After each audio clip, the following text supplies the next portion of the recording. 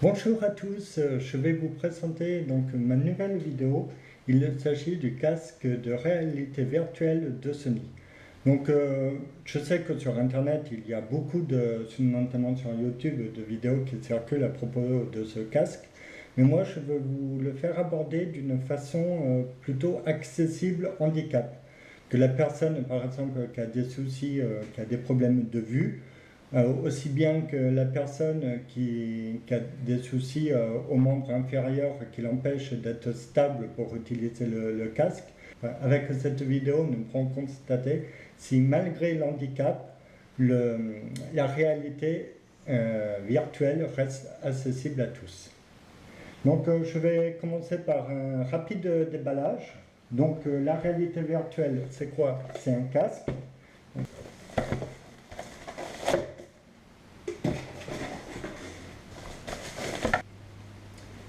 Avec l'écran OLED, donc nouvelle technologie.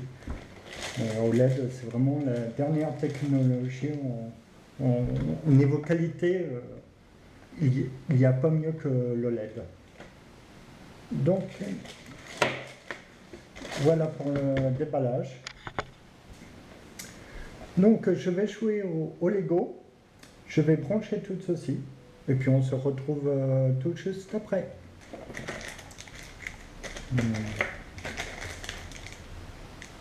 Câble HDMI. Câble USB.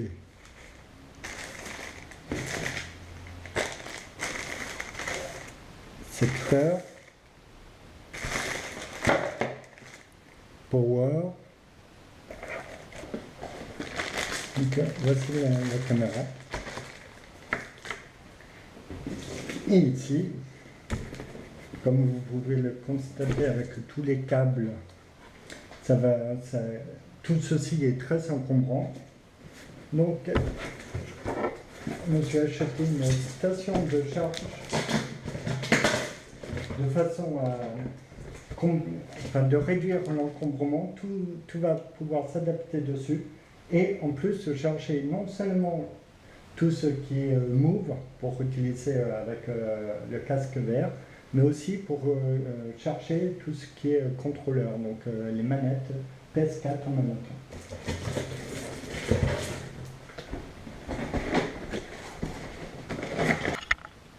Voilà, donc j'ai bien branché le système. On peut voir la petite lumière rouge donc sur une sorte de mini petite PlayStation. Donc tout est branché, là c'est temporaire. Donc là vous savez donc le casque avec tout ce qui est LED de reconnaissance sur le contour. Et donc la prise en main, le casque en lui-même, comme ça il est assez lourd, mais sur la tête, franchement sur la tête on sent pas, c'est assez léger. Et pour toute personne qui porte des lunettes, c'est flexible. Vous avez un bouton ici, donc vous pouvez rentrer votre tête avec vos lunettes. Et ici, pour le réajuster, ça pivote également sur le côté. Donc, par exemple, pour le mettre, là, je vais faire l'essai.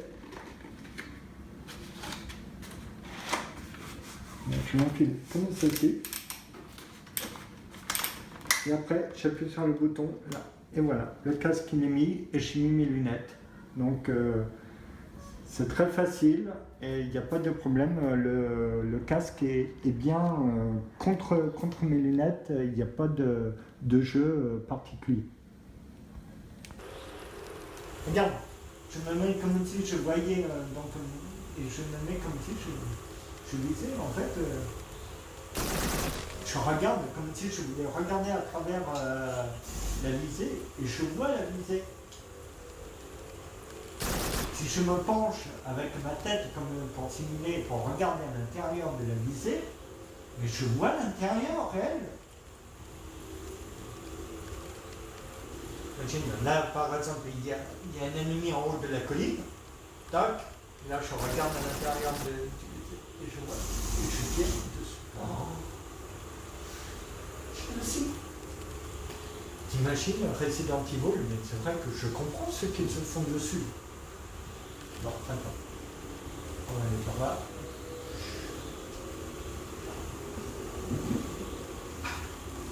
Ah bah oui, le caméra, on ne reconnaît pas de caméra là, c'est un peu chic. Et ben, on va y aller.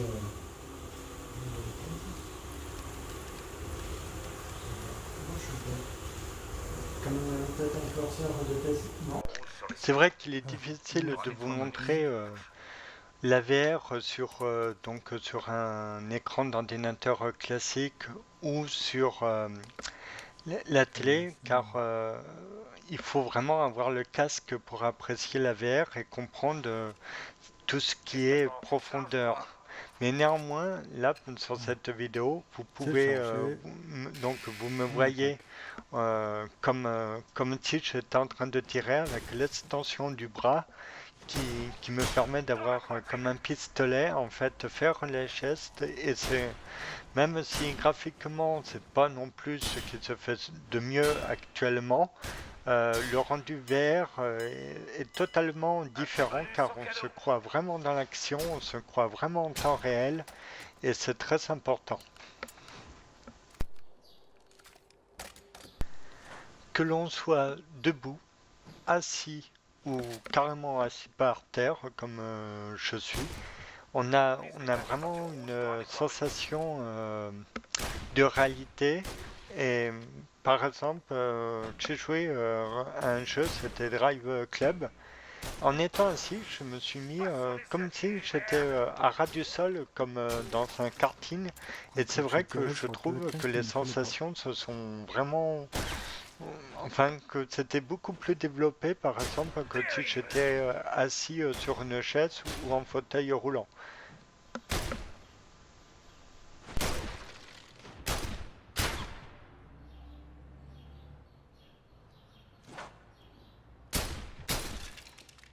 Alors un petit mot sur ce jeu, c'est un jeu de plateforme et le but avec les motion, donc ce que j'ai dans la main, c'est de guider le personnage de façon à la libérer de la plateforme où elle est. C'est qu'en fait, on est vraiment en hauteur et les actions qu'il y a, ben, on les fait comme là. Je suis en train de tourner pour la pompe pour faire déplacer les objets. Et ben, j'utilise les motion comme si j'avais quelque chose vraiment que je tournais. Et avec le casque, j'ai vraiment l'impression de le tourner, de l'avoir physiquement et de le faire vraiment manuellement. Donc si je fais par là,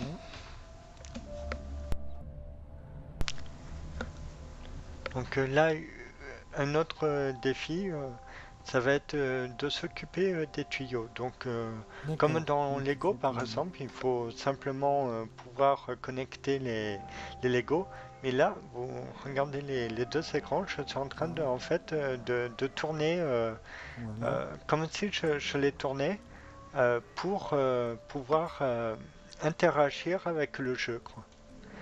Bah, en fait, c'est une sorte, la réalité virtuelle, c'est une sorte de Wii. On a un peu les manettes Wii comme qu'on en avait, sauf que là, on n'est pas face à un écran plat, on est immergé dans une sorte de réalité.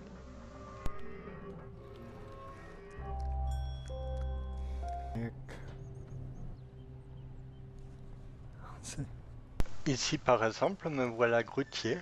Bon, c'est vrai que je fais un peu de dégâts, mais c'est vrai que les sensations sont réellement là.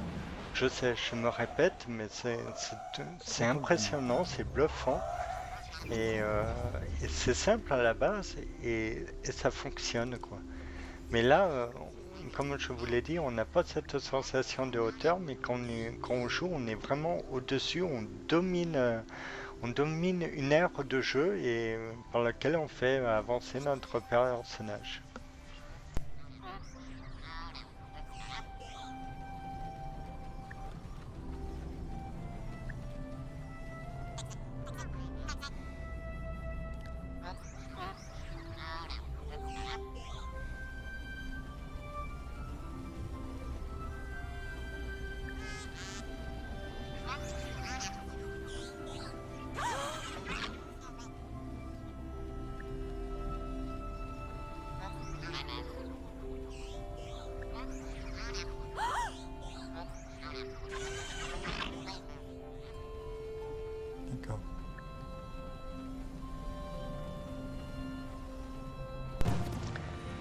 un des épisodes les plus bluffants, c'est Star Wars. Il existe aussi à Call of Duty. Là, pareil, difficile de vous présenter les sensations que l'on peut avoir, mais franchement, imaginez que en fait, on est vraiment dedans et on a l'impression dans le cockpit du vaisseau et on a l'impression qu'on caresse. Bah oui, l'intérieur, on caresse l'intérieur, on peut toucher, on a envie de toucher aux manettes, on a envie d'appuyer sur les boutons, euh, on a envie de dire bonjour aux petits robots, on a envie d'explorer la galaxie. Un jeu comme Battlefront 2 jouable 100% compatible en VR, mais c'est le top du top.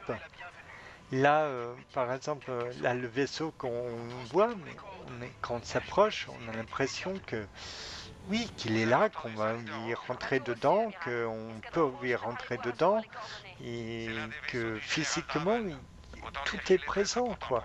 On est tellement dans une bulle quand on est dans ce type de jeu en VR que je dirais pas que c'est excuse tout, parce que c'est le début de la technologie, mais on se dit, mais dans quelques années, ça va être...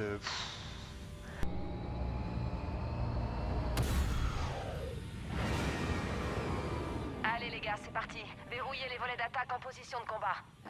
C'est quoi le plan pour les astéroïdes? Explosez les plus Et petits. pour les gros? Restez à bonne distance. Et tâchez de localiser l'U-Wing. Ok, reçu.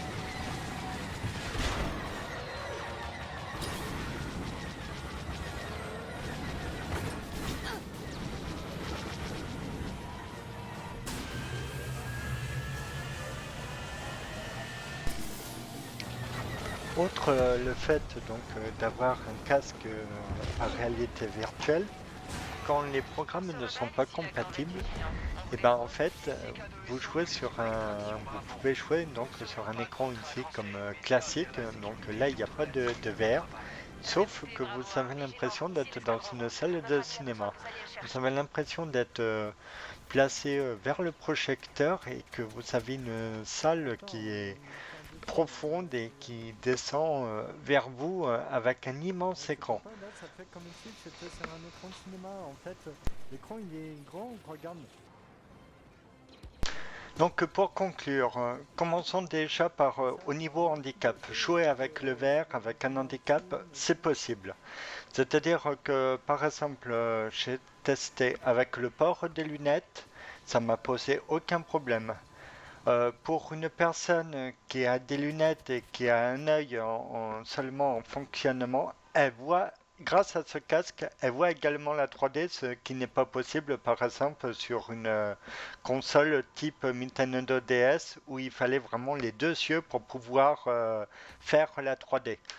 Au, au niveau, donc moi j'ai un problème de mobilité par rapport à mes membres inférieurs. Je veux dire, que ce soit assis ou assis par terre, le VR reconnaît très bien. Et donc, une personne valide pourra très bien jouer debout ou assis selon le confort qu'elle préférera. Et dans tous les cas, par rapport à l'handicap, même en fauteuil roulant, c'est possible de jouer avec un casque VR comme le Sony PlayStation. Maintenant, pour tout ce qui est matériel, ce casque est vraiment très qualitatif. Il faut savoir que donc c'est une technologie OLED et avec un rafraîchissement de 90 Hz ou 120, donc ça veut dire 90 images par seconde ou 120 images par seconde. Donc ça vous donne, vous n'avez pas d'effet de somnolence ou après de tournis. Moi je sais pas ressenti tout ça, tournis, mal à la tête. Peut-être dans certains jeux comme là la démo de Resident Evil 7, de la fatigue. Parce que c'est vrai que l'univers est gris, sombre et puis pour tourner c'était pas évident à manœuvrer. De la fatigue à ce niveau-là, mais sinon je dirais que c'est parfait, c'est une expérience qui, je l'espère, continuera et qui ne sera pas comme par exemple le Move où ça durait quelques temps, c'était l'effet de mode, puis après, il n'y avait plus de jeu avec le Move. Là, vu que tous les grands constructeurs, même autres que le monde de l'informatique et des consoles, comme enfin le monde des jeux vidéo, vous prenez Apple décide aussi de se mettre au casque VR. Donc là, ça veut dire que maintenant, entre le VR et la réalité augmentée, on aura quand même des sources, on aura des supports, on aura du contenu. Et franchement, vive le VR.